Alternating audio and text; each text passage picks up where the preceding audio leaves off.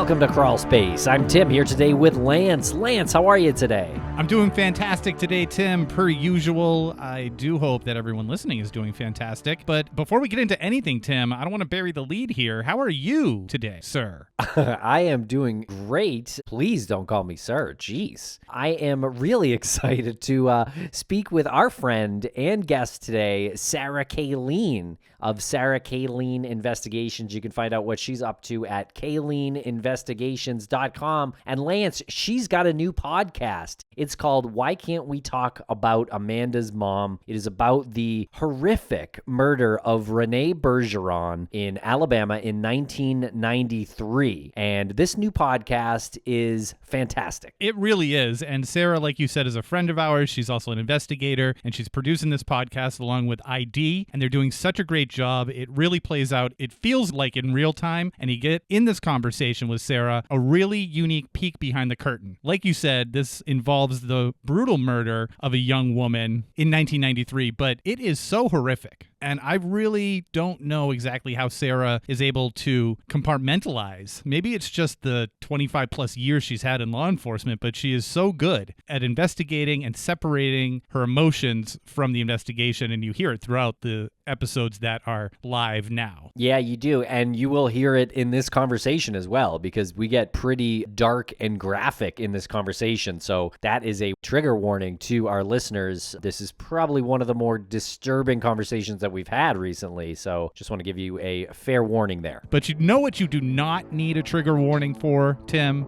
What?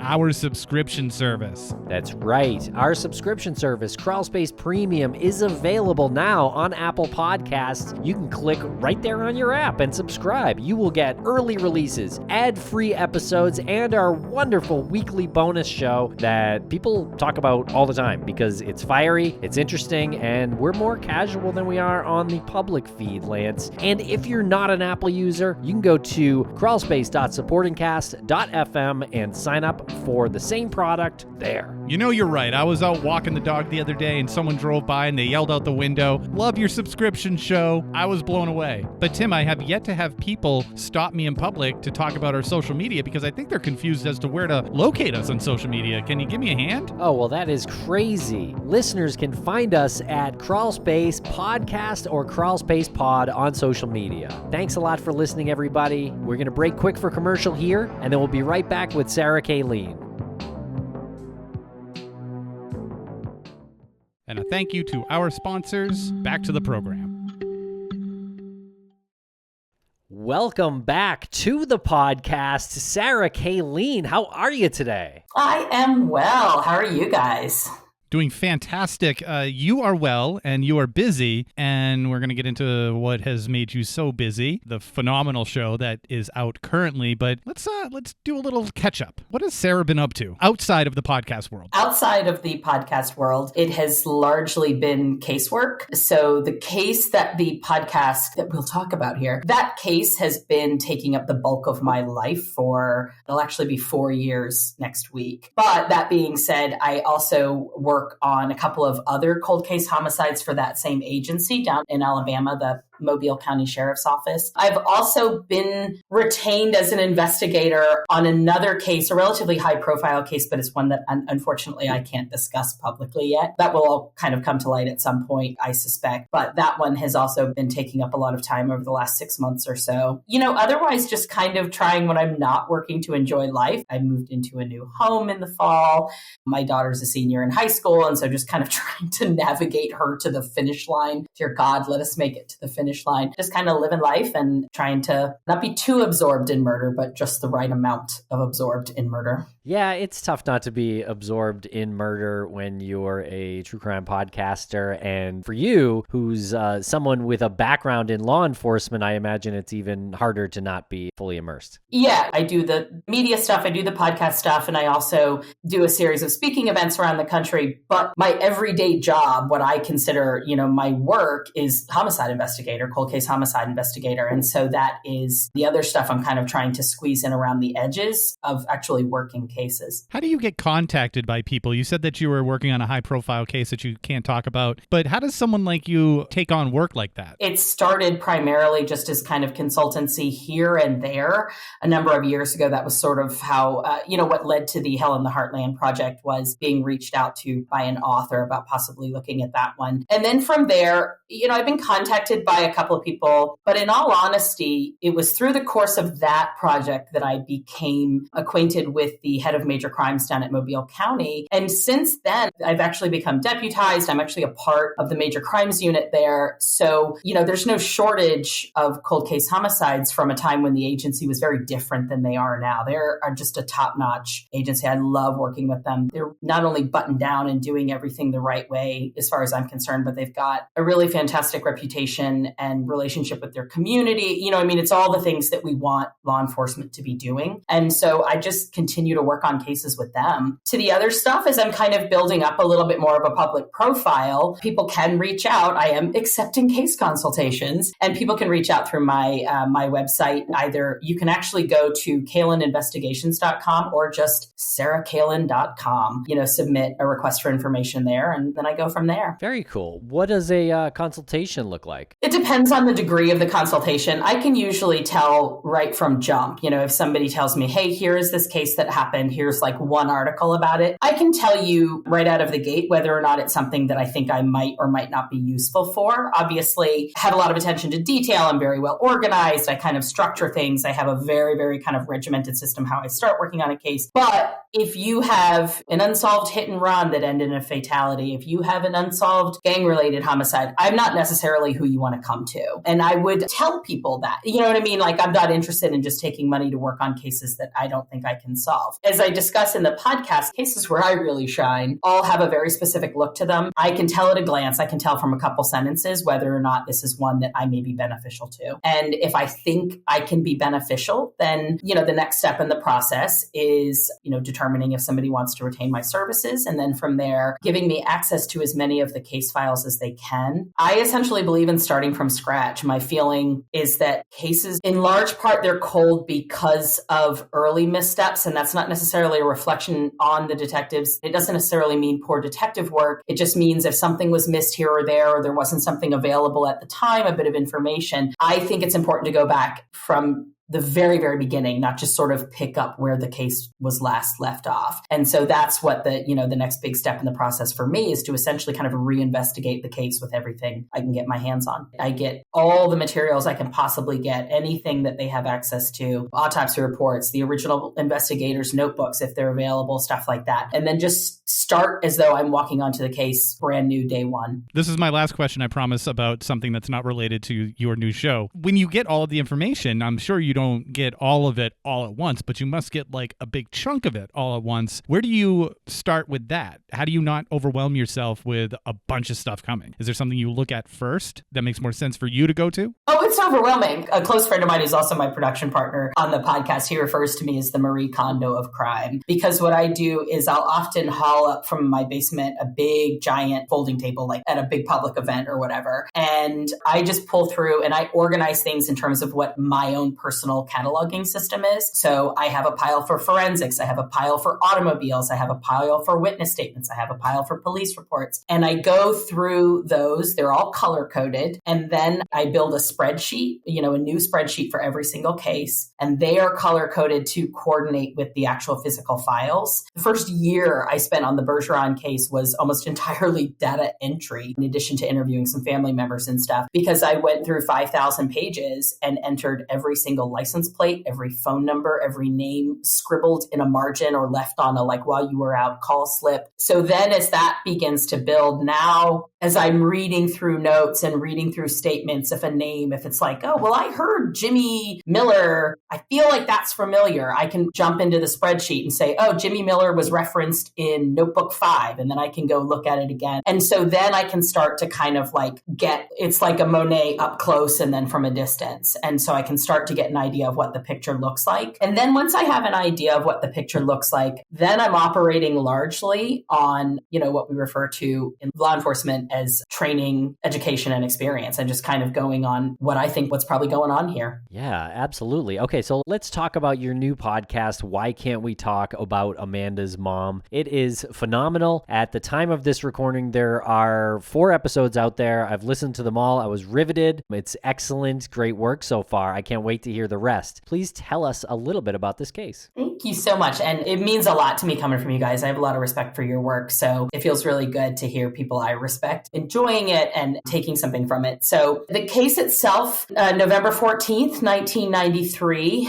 the remains of a woman who was at the time identified as Maria Martinez were found on a service road running alongside Interstate 10, almost to the Mississippi line in Mobile County, Alabama. So it was outside of Mobile, the city proper, but almost to the Mississippi line. She was found in a very remote area. It's a very rural part of the county. I-10 is right there, but the service road itself at the time was completely dirt. There's only a few homes. She was not really obscured. She was just kind of left in some bushes. So if you were driving on that roadway and you happened to look up there, you would see her. She wasn't buried or anything. And her remains had been very badly mutilated. At the time, in 1993, the detectives who were assigned the case immediately began operating under the idea that it was a, quote, drug deal gone bad, which when I was asked to look at the case, obviously, to me, a drug deal gone bad is, you're shot once or twice and put in a dumpster behind Wendy's or, left in your own home or something like that. You are not a sexually mutilated woman left in the bushes naked.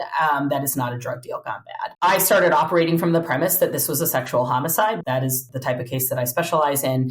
Going through that original investigation, like I said, from scratch, I start reading the notebooks from the moment the detectives arrive on scene and start drawing sketches and start taking names of people lurking about watching what the police are doing and just kind of go from there. And I built that spreadsheet that I described. But I think the most important thing that I did that was not done at the time was I immediately reached out to her family. I reached out first to make sure they were comfortable with the investigation proceeding, because it can be really traumatic for families, on a case that they've sort of accepted as cold to dive back in. And so I wanted to, make sure that I wasn't going to be ripping anyone's life apart. And they were very enthusiastic about it. They had apparently attempted a number of times over the years to get county to reopen the investigation, but it was under different administrations. It was not the same administration that was in charge when I came onto the case. And this administration was very, very supportive of going at it full bore. The leadership there told Major Crimes, like, this nerdy lady is going to come in and work on this case, and you guys are going to help in any way she needs. And I just developed a fantastic working relationship with them. And so since then, it's almost been the stuff of movies. It's been a roller coaster whodunit, but I think in getting to know her, it's not just a matter of respect. That is obviously incredibly important, and every victim deserves that. But you're also operating off bad information if you're just guessing. So if your thought is, well, it's a drug deal because we know she, got arrested for drugs once a few years ago, you're not going to talk to any of the right people. You're not going to find any of the right witnesses. Chances are any witness or anybody who has knowledge on a case like that is not going to come knocking on your door. They have reason to be scared just like anybody else. So unless you try and find out who this person was and what their day actually looked like, not what you suppose it might have looked like, you're not going to get any real information. And that's where I think we've been able to make tremendous strides in this case in a relatively short period of time as compared to the original investigators. Speaking of the time it takes to make progress in a case that's cold like this one, how does that work with producing a podcast based on it? For something like this, when I took over the case, like I said, almost the whole first year, I was doing phone calls and stuff, but I was building this catalog and I was building myself that Monet from a distance to see what it looked like. And I didn't really start working regularly with the detectives on the ground until after I had kind of assembled around 4 what I felt were really solid theories of the case that needed to be pursued and at a minimum eliminated. And so it was once we had that I got on the ground with them. Now, time is weird. I live in Philadelphia. Mobile is a 17-hour drive. And when I have all my files and all my equipment and everything everything. I am in fact driving that trip for the most part. So, there were times when I'm able to spend 3 or 4 weeks in a stretch in Mobile working every single day. And then there are times when I don't get down for a couple months and I'm doing what I can from here, but then, working in bursts. So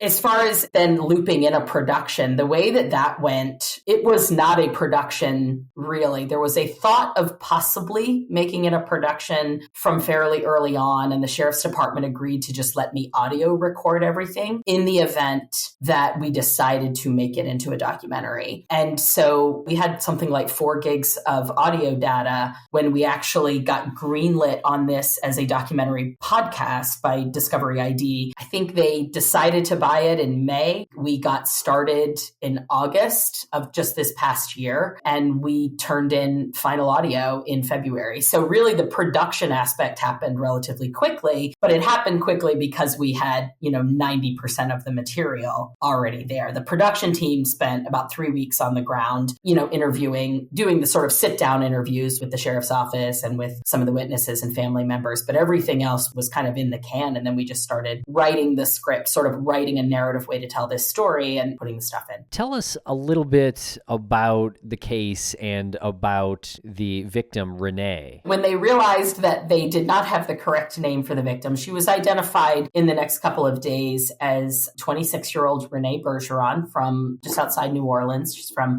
Marrero, Louisiana, kind of a suburban parish. She was the youngest of a big Catholic family in New Orleans, a very, very loving, kind of tight family. But essentially, she kind of ran away from home at 15 to be with this 19-year-old boy in Mobile. And they got pregnant, and her parents kind of were like, well, I guess, what are we going to do? They signed off on a marriage, and she got married, and she had this little baby, Amanda Renee. And when Amanda Renee was about 6 months old, her father, Clay, so her mom's husband, got brain cancer and ultimately died of an aneurysm very unexpectedly through the course of the treatment for the brain cancer. So now you have a 16-year-old widow and a baby, and she really struggled for about another 5 months. She was like trying to go through cosmetology school. She's trying to do something to kind of provide for this child. And she ultimately turned to her parents and said, will you take the baby so that she has a stable home while I get a degree and get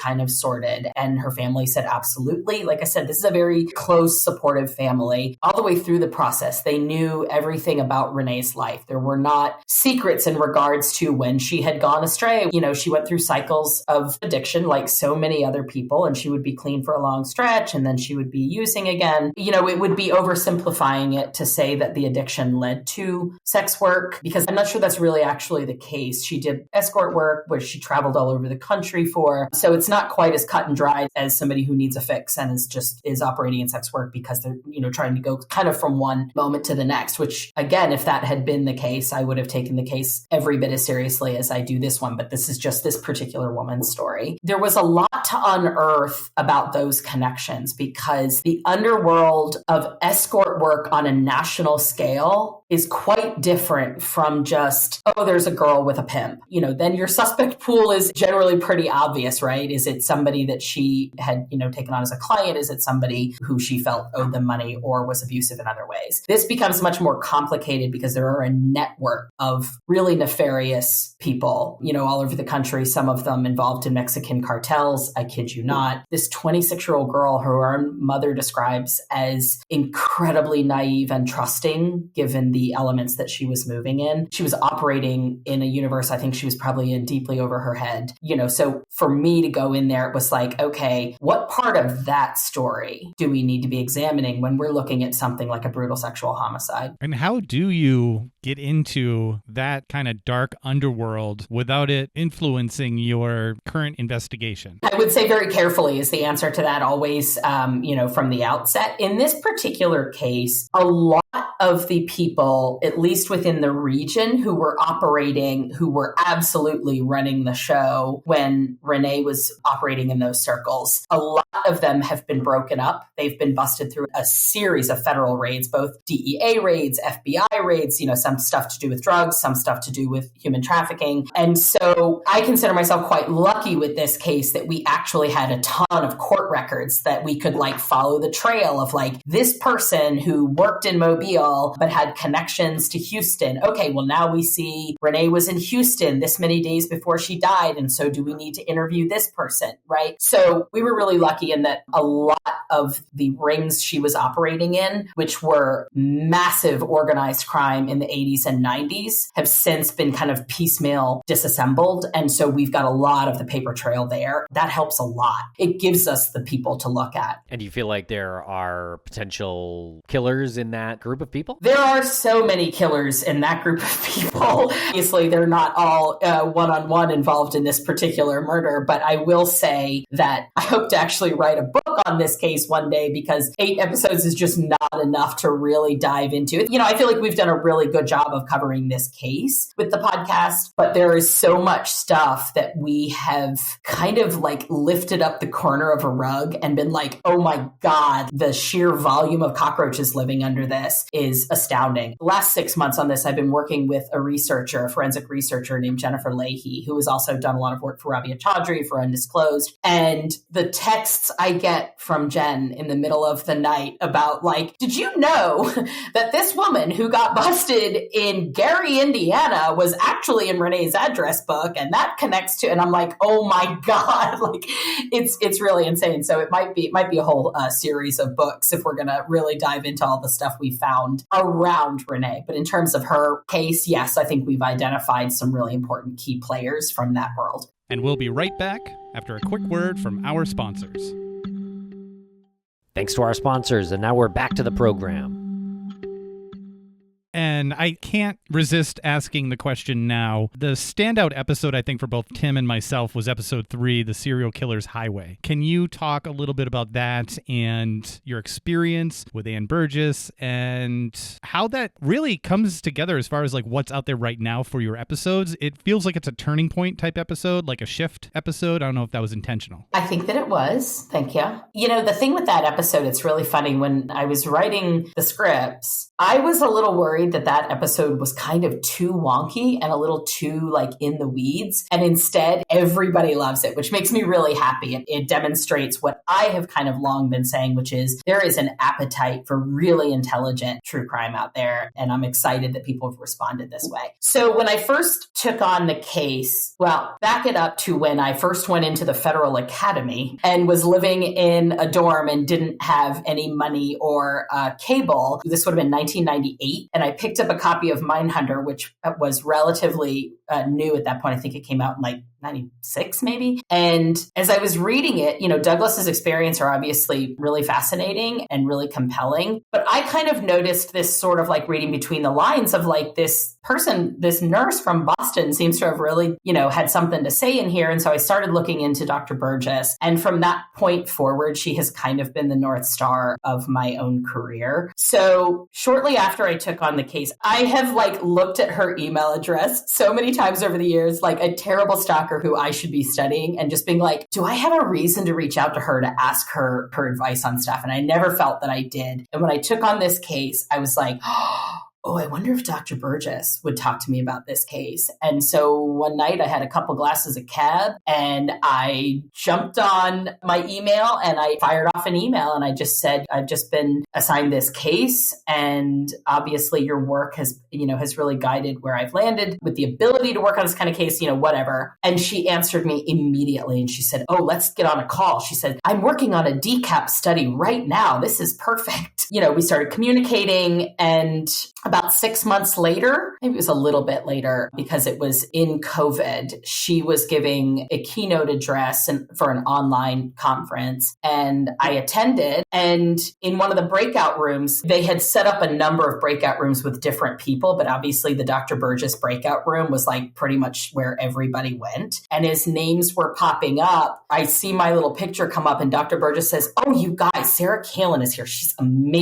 And I kind of felt that I had basically basically like I have now lived my entire life. But we started talking in that breakout room and then a subsequent breakout room about putting together a cold case investigation consultation group. And so now we do that too. So Dr. Burgess and Dr. Michelle Patch from Johns Hopkins and Dr. Karan Berta from UMD, and then Dr. Victor Petreka, who's also at Boston College with Dr. Burgess. We have put together an incredible, it feels like the league of very important forensic psych nurses and criminologists. And we've been doing cold case consultation. We've spent a lot of time on the Bergeron case. So that group has actually been really instrumental in this case. But we're taking cases now from all over the world. I'm just kind of amazed, I get to call this woman my colleague now. Yeah, that's very cool. Yeah, she's so knowledgeable and sharp when she appears in that episode. And she's fun and she's nice and she makes a great G&T. They always say don't meet your heroes, but I am here to say I have met my hero and she's better than I imagined. Can you tell us what she told you about the killer of Renee based on the way her body was found? I had a lot of the same impressions she did, but that's because I studied at her feet essentially. So her very first impression was obviously the initial investigation was wildly off base with the idea of a drug deal. She felt immediately it was a sexual homicide. She also felt because the scene was left the way it was that there was a distinct possibility it was a serial. So she felt, it was important as well that we kind of pursue that angle, see if there were actives in the area, that we now know about, or are there other cases in the region that kind of look enough like this that we could be looking at a serial that no one has yet, identified or apprehended? And so we kind of pursued it from that angle. When we presented it to our little collaborative, we presented some of the other suspect theories that we had. One, of course, was the serial angle that we discussed with Sean Gillis, or perhaps we looked at a couple of others. Charlie Brandt was another one from Florida we looked at. But there were also you're going to meet some characters coming up who are very, very different theories of the case, but are extremely compelling in their own right for a number of reasons. And so we just kind of had to pick all of that apart and kind of see who was the most viable. I always say that with good detective work, with a good homicide investigation, if you wanted to, you could pick a person and prove that almost anybody did something, right? At least strongly enough for an indictment and maybe even for a conviction. We see this all the time with these wrongful convictions. There was so much evidence in the face of it saying this person didn't do it. There's just enough that they can convince people, right? And probably in a lot of ways convince themselves. And I think that the responsible way to do an investigation is if you really think somebody's a good suspect, you have to work your ass off to eliminate them. And once you have done everything you can to eliminate somebody, if you cannot eliminate them, okay, now you can begin to decide whether or not you should build a case against this person. So that's what we had to do first, was go through and eliminate as many of the suspects as we were looking at,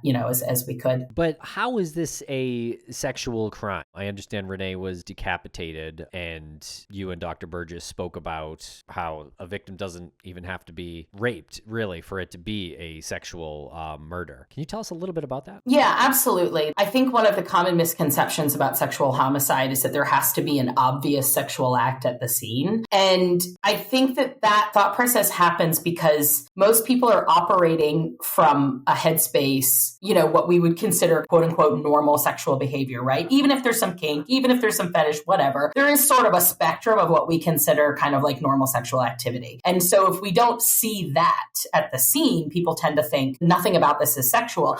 And the most important thing to remember is that when we're looking at sexual homicide or serial homicide, we are looking at people for whom sexual gratification can come from places we don't even fathom, that we don't even imagine as being sexual. So to that person, there may have been tremendous sexual gratification simply in the torture, in any number of the elements of the crime. But one of the things to remember, unfortunately, in this case is that she was raped. She was raped with the blade of a knife. And so that is a sexual act, whether or not it resulted in somebody ejaculating at the scene or whatever. That is an overtly sexual act. It is a sadistic and horrible act, but it is still a sexual act. I don't really want to talk too much about that particular act, but it does raise some questions that I think need to be asked. Is an act like that where somebody raped her with a knife, what does that say about them in regards to how they feel about themselves? Is it more about themselves or more about the actual hatred of women or this particular woman? Or is it just like, are they sexually impotent? incident and that's what drives it? Sexual homicide is like working with a snowflake. Each one is unique and different. And yes, of course, one of the things that we've examined in this is the person's perhaps inability to sexually assault and,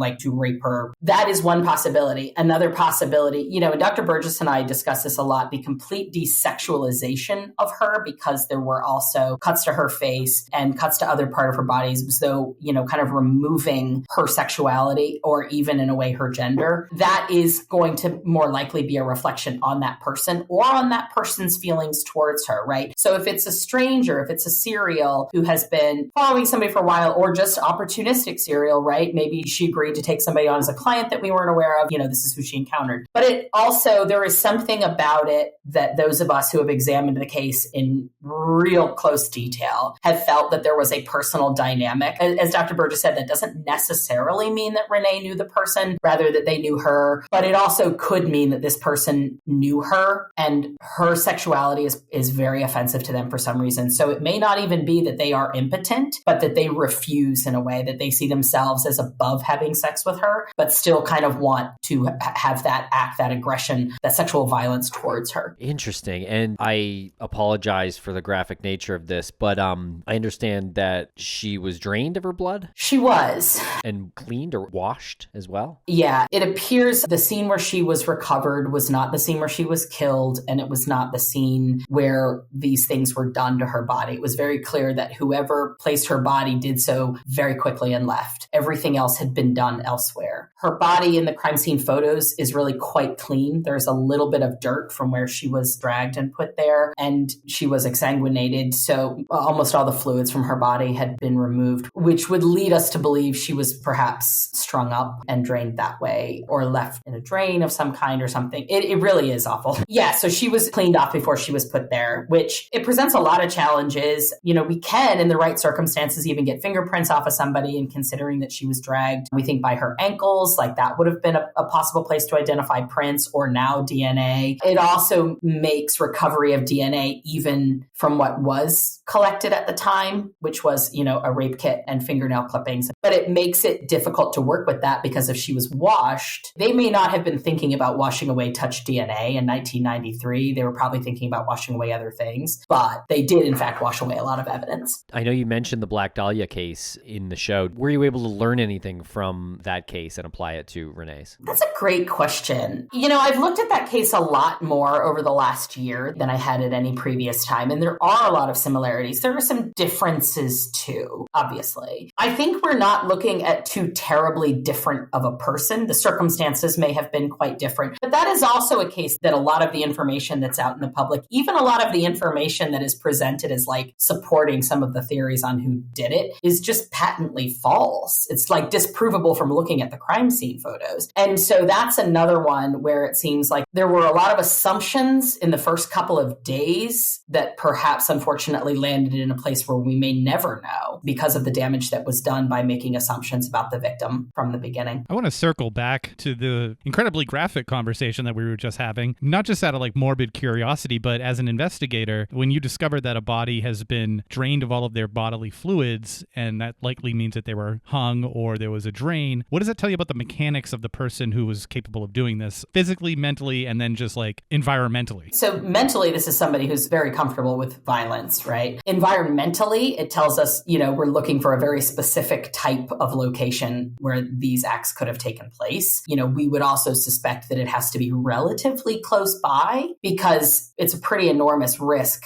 to drive very far with a decapitated corpse in your car. And, her head as well, which was recovered the next day. So, it's somebody who has access probably to some sort of cold storage, probably to some sort of a facility where they can hose things down on like kind of a large scale. This would be very messy in a bathtub. So it tells us it probably happened nearby, and it probably happened in some sort of a facility that had, even on a very, very small scale, some sort of industrial kind of or professional kind of usage, at least part-time. One of the things that's come up a lot is the possibility that this would be somebody who was familiar with hunting, because essentially that is how we see wild game field dressed to exsanguinate. And that is certainly possible. We're talking about rural Alabama. Nobody down there doesn't know how to hunt and doesn't know how to field dress an animal. So I don't think, unfortunately, that particular thing shrunk our suspect pool very much. But it does tell us it's somebody who's quite comfortable with violence, and we would expect to see a lot of it, a fair amount of it in their life. We would also expect to see a fair amount of disregard for the either physical or emotional pain of others, because you have to be a pretty sadistic motherfucker to pull that off and then just go about your life. So then you looked at serial killers and people who were known to have been,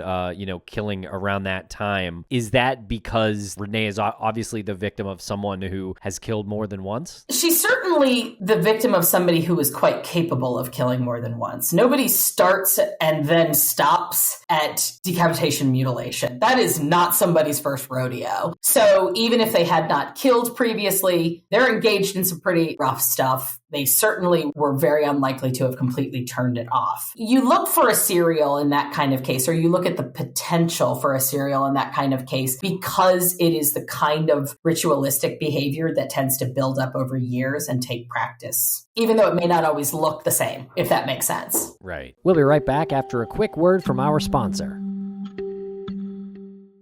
And a thank you to our sponsors. Back to the program.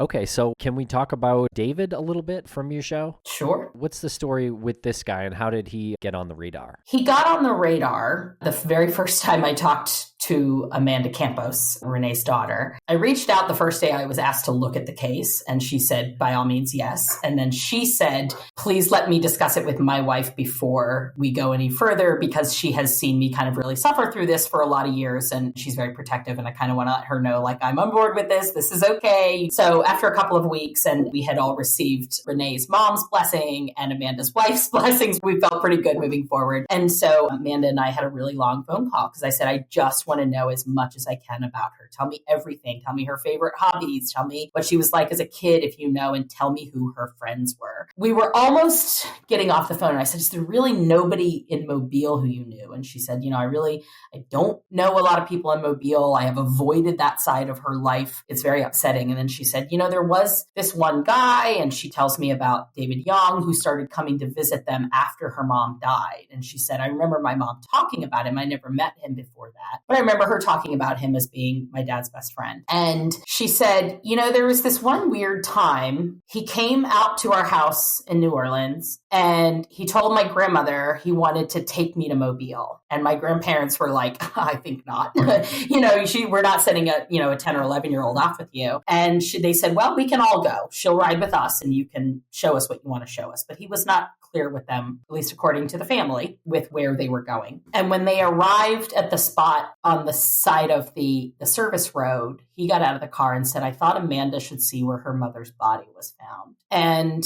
I got off that phone call and I texted my partner at the Mobile County Sheriff's Office, and I said, I need everything we can find on this guy. That's how he came onto my radar. Okay, and in episode 4, you went as far as getting his DNA. Yes, we did. This is a really fascinating real-time investigation. That's the idea.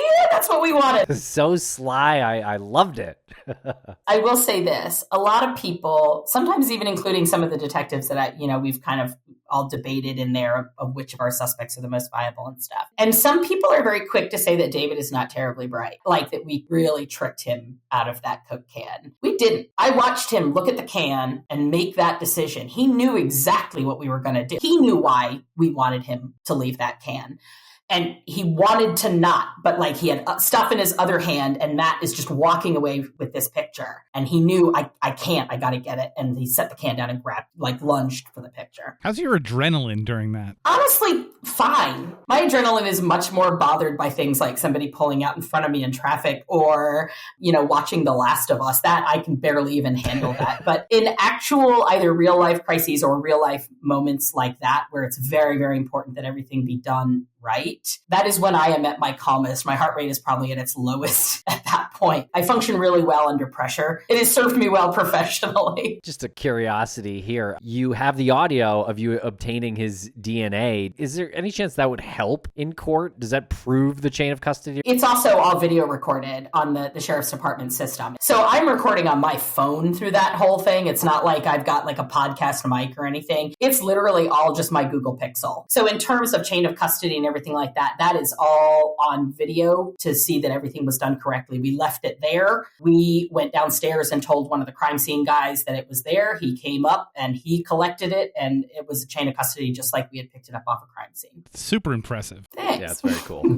There was one time where I heard you give your theory on why there was a golden age of serial killers. And when I heard that, since then, I've been telling people that, whether it's like on air, I'll credit you. I don't take credit for it. I have to credit Peter Vronsky was the one who I learned that from. I'm an academic. I would never take Peter Vronsky's work, and he may have gotten it from somebody else. But the first time I heard that whole thing proposed about the GIs and stuff like that was in reading The Sons of Cain by Peter Vronsky, which is a great book on serial predation. I think that it's so fascinating, and I was so happy to hear you go into that. I think Tim was saying like he knew that that's where you were going and like kind of hoping that's where you were going to go, and you did. And for anyone who hasn't heard the episode, listen to the episode, but I also want you to give us a little bit of a detail of what that is, the golden age of serial killers and why that happened. Now, there are a lot of theories, and again, everything is just theory. The problem with psychology is it's a squishy science, as some people say. And so as we learn new things, things evolve. But as we understand it, we look at the 70s, 80s, and 90s, and both, yes, in popular culture and in media presentation, we saw this like huge spike in people learning about the existence of serial killers. Like think of, your Dahmers and your Bundys and Berkowitz and stuff, right? These are all happening really across 3 decades. And I kind of think of it as like a serial killer bubble where they always existed before and they continue to exist since. But there were more of them, not just that we saw more of them, but there were more of them, I think, probably statistically. And there are a large number of factors for that, but the combination of factors that took place in the 30s, 40s, and 50s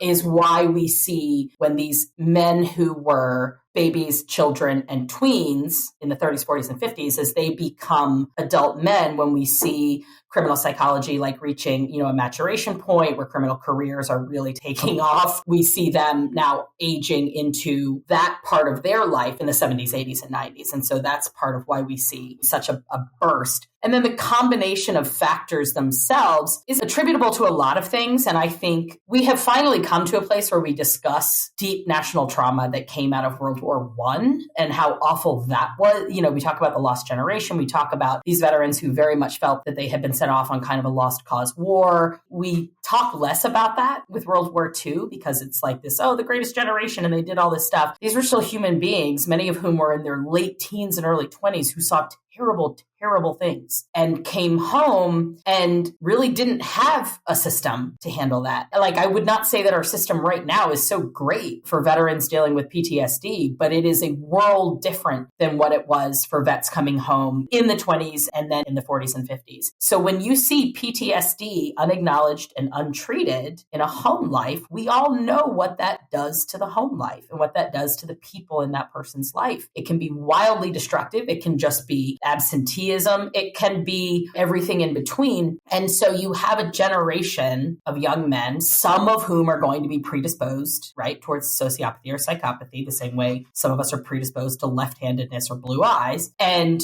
when that kind of combines with some of the other big factors that were taking place in those same decades, this is why I think you get a little starburst of them in one window of time. Really fascinating. I could listen to that explanation 100 times and still be fascinated by it. Thanks. Don't forget the True Detective magazines too. In my mind, and again, this is all theory, the True Detective magazines that were so popular with teen and tween boys and even like 10, 11-year-old boys in the 50s and 60s were very sadistic imagery. It was nearly always sadistic imagery of female victims. I remember reading one account, and I can't remember where I read it because I would want to credit the author, but one account that if you look at the particular style of animation that so many of them used, you were actually looking looking directly into the woman's eye in a lot of it. So you saw this kind of intense fear and horror in these like moments right before she's killed. And of course, the stories are meant to be about like, oh, the hero cop comes in and saves her or catches the guy who did this. It's all painted as this is really a story of good versus evil. But what you had were half-naked women on magazines, sometimes even naked women in magazines that 12-year-olds could buy.